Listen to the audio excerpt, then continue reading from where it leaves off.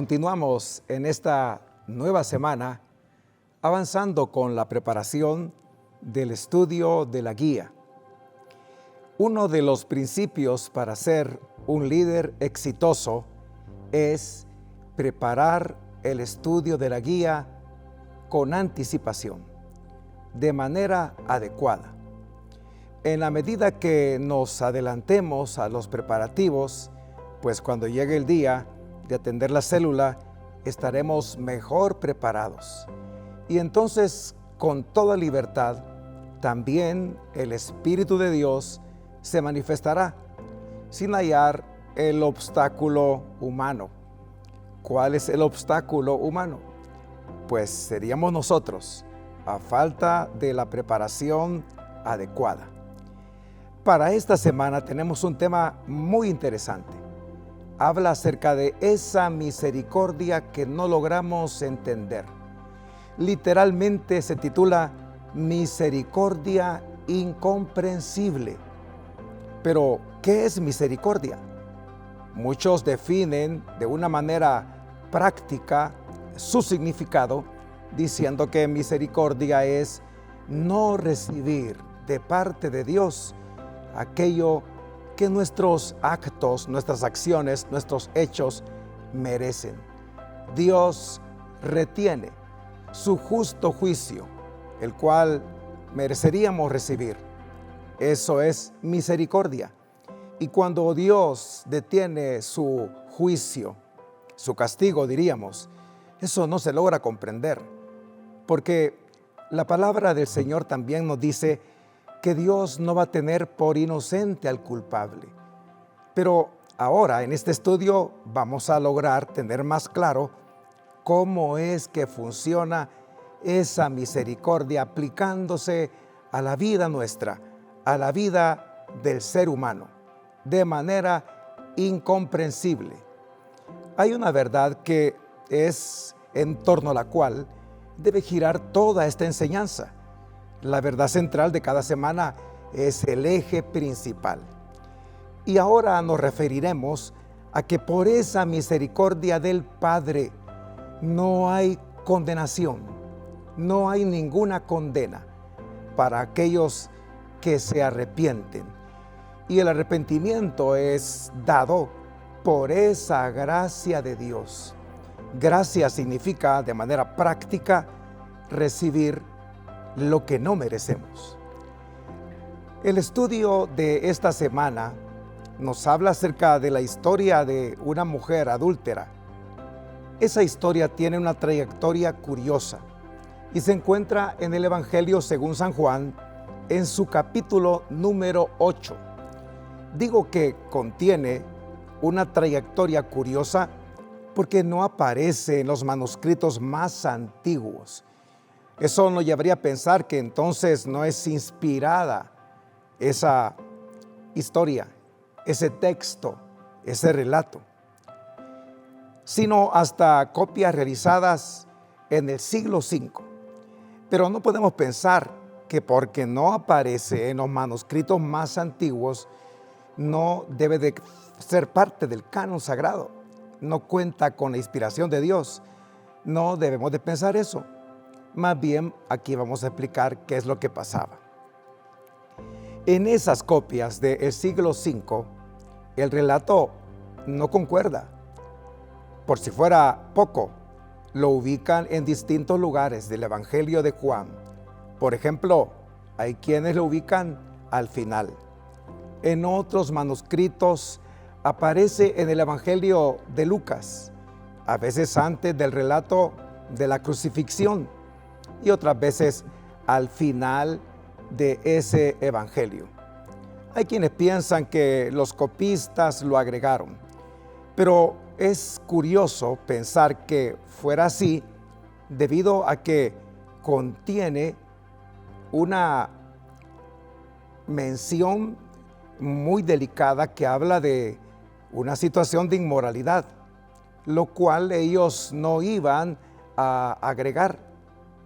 Más bien, en ese relato del Nuevo Testamento que más variables presenta, ese texto que estamos mencionando, del capítulo 8 del Evangelio de San Juan, hay una larga historia de ir y venir que al final colocó el texto en el lugar que ahora nosotros conocemos. Capítulo número 8 del Evangelio según San Juan. Posiblemente esa caótica historia se deba a lo extraordinario de su contenido, porque su relato es polémico, ya que hay quienes piensan de que el Señor estaba obligado a emitir un juicio en contra de un hecho inmoral, y otros piensan que si lo emitía estaría en contra del imperio, porque nadie más que ellos podían llevar a cabo ejecuciones.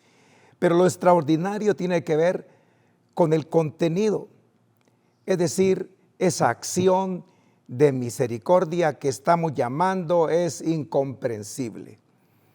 El hecho de que Jesús pudiera perdonar de manera tan liberal, tan generosa a la mujer que había pecado, desconcertó mucho, por mucho tiempo, a los mismos cristianos, de manera que no sabían qué hacer con un relato así, porque si lo mantenían, pensaban de que estaba dando lugar a una permisión de inmoralidad.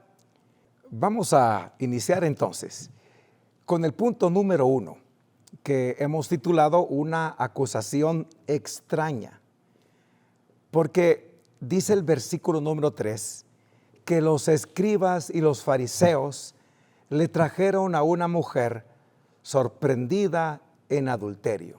Es interesante notar que se dice que la mujer había sido descubierta en el acto mismo de adulterio, pero la acusación era hecha únicamente contra la mujer. Eso dice el versículo 4.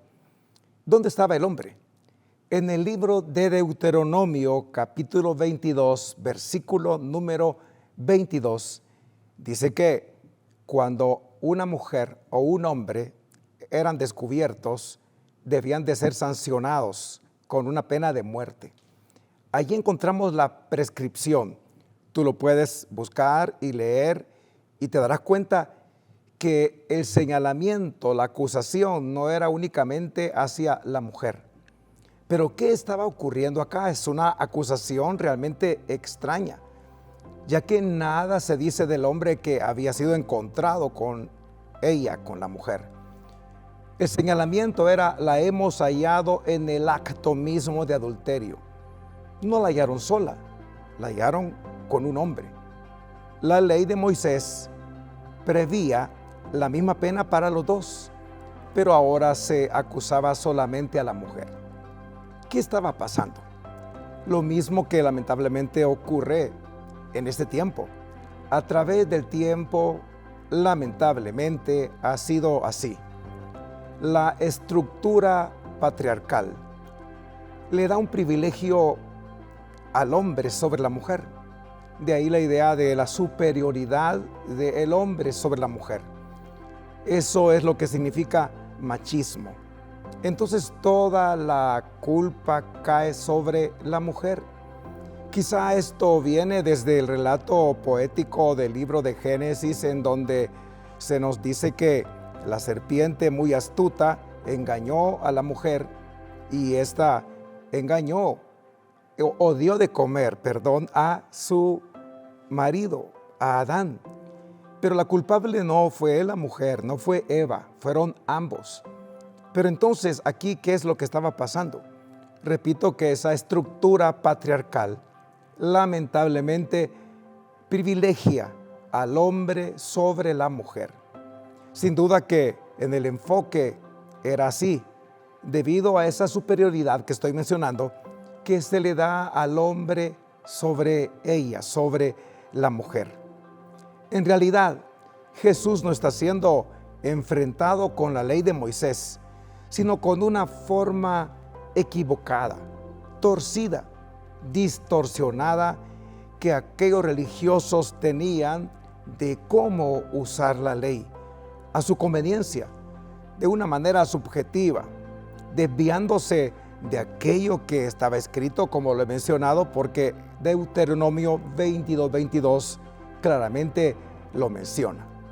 Además, no solo lo hacían por ponerlo a prueba, porque el versículo número 6 dice que esto decían tentándole para poder acusarle. Entonces no solamente llevaban a la mujer para juzgarla y esperaban una respuesta del Señor para actuar en contra de ella, sino que estaban poniendo a prueba al Señor. Y es que en este mismo evangelio se muestra cómo los religiosos estaban procurando, estaban buscando el momento, la ocasión, el caso específico para hallar al Señor en algo, para casarlo en algo, para ver cómo Él se equivocaba y entonces poderle acusar de acuerdo a la ley. En el punto número 2, notamos que esa acusación cambia de dirección. Interesante cómo el Señor maneja esos momentos difíciles de aprieto, dándoles el rumbo que debe tener. Los religiosos esperaban una respuesta pronta de parte de Jesús.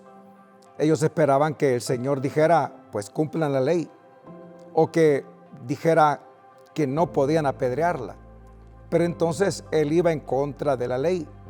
Sin embargo, si lo primero ocurría, si Él les avalaba el apedreamiento, Él estaría violentando los principios del imperio. Porque como dije ya, Roma únicamente era quien juzgaba, condenaba y daba muerte a las personas sentenciadas. Nadie más lo podía hacer. Pero ellos, los religiosos, esperaban muy ansiosos una respuesta muy inmediata del Señor.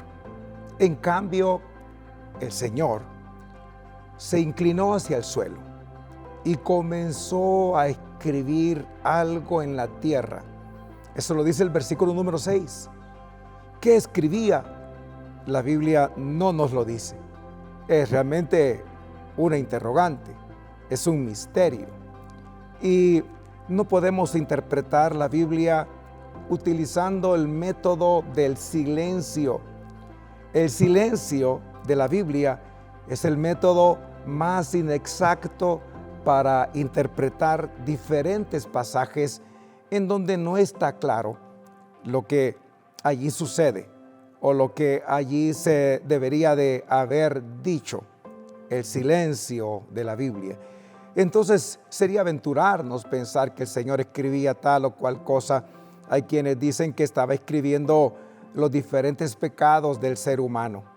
Por eso luego Él les revertió la acusación. Y de eso se trata este punto número 2, que la acusación cambió de dirección. Lo dije que está en el versículo número 6. Pero es interesante que hay un pasaje en el libro del profeta Jeremías que habla de que aquellos que se olvidan de Dios, sus nombres serán escritos en el polvo. Es decir, serán borrados cuando el viento pasa sobre él. No queda más rastro de lo que está escrito. Con esto no estoy diciendo que a eso se refería el Señor. Sin embargo, es interesante esa mención. No se sabe exactamente qué fue lo que el Señor escribió, pero ese gesto de Él podría significar una forma de mostrar indiferencia ante esa dureza del corazón de los escribas y fariseos que solo miraban la mota, como en otra ocasión el Señor lo dijo, algo muy pequeño en el ojo del prójimo, de aquel al cual señalamos, al cual acusamos, y no logramos ver algo más grande en nuestro propio ojo. El Señor habló de viga en el ojo de aquel que señala la mota, la diminuta molestia que un pequeño objeto podría producir en un ojo. Pero ellos insistían y dieron pie a la respuesta del Señor. Él entonces se enderezó. Eso lo dice el versículo 7. Y les dijo: el que de ustedes o de vosotros esté sin pecado, que sea el primero en arrojar la piedra contra ella. Tremendas palabras, sobre todo dichas de quien estaba allí frente a ellos, alguien que nunca pecó y jamás fue hallado engaño en su boca. Por lo tanto, esas palabras del Señor fueron penetrantes, fueron como luz que resplandecía en medio de las tinieblas. Ellos se sintieron descubiertos ante la luz. Jesús les indica que se dieran cuenta de su condición, que miraran su estado, sus miserias personales. Y ante todo eso, los fariseos que estaban allí acusando a la mujer callaron. Ante el hecho de señalar que hizo que empezaran a irse uno por uno, desde los más viejos hasta los más jóvenes, según lo dice el versículo 9. Pero ellos no se iban porque se sentían pecadores, sino porque no podían aguantar esa luz que les mostraba esas miserias. No era que se arrepentían y avergonzados se iban, sino era un rechazo a la luz de Dios.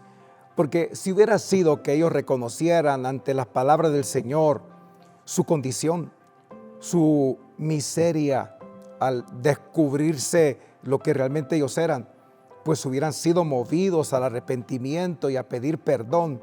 Pero fue un rechazo total a aquella luz que las palabras del Señor habían iluminado. Algunos piensan que fueron honestos y entonces se dieron cuenta de su condición y que no tenían la moral para proceder en contra de la mujer.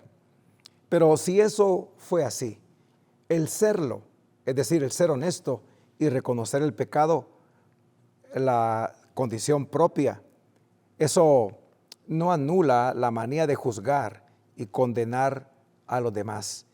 A veces sigue intacta esa condición de seguir señalando y seguir condenando a los demás, porque se necesita, más que reconocer la condición, ser movidos al arrepentimiento. En el punto número 3, vamos a ver esa oportunidad de una nueva vida que la misericordia de Dios nos da a todos, sobre todo a aquellos que nunca han reconocido su condición y que nunca se han arrepentido. Cuando todos los hombres que estaban acusando a la mujer, desde los más viejos hasta los más jóvenes, se hubieron ido, Jesús ayudó a la mujer a tomar conciencia de su situación para que cambiara, conciencia de una nueva situación. Primero le preguntó, según el versículo 10, mujer, ¿dónde están los que te acusaban? ¿Ninguno te condenó? Eso para que ella cobrara conciencia de que el hecho de un señalamiento, de acusarle, de juzgarle, tenía una base real, el adulterio, pero que no había llegado a su final. Por eso le pregunta, ¿ninguno te condenó? Jesús no estaba negando ni excusando el pecado de la mujer entonces, solo le estaba haciendo ver que nadie le había condenado por ese pecado. El versículo 11 es interesante, porque Jesús entonces le mueve al arrepentimiento, porque no basta con recibir el perdón de Dios si seguimos en una misma situación, reincidiendo en un hábito pecaminoso, en la práctica del pecado. El versículo 11 que menciono dice que Jesús le dijo, ni yo te condeno, vete. Pero no únicamente le despide para que se vaya a reincidir en sus faltas, a ceder a sus tentaciones, a ser manipulada y ser objeto de los hombres que cosifican a la mujer, sino que agregó: no peques más.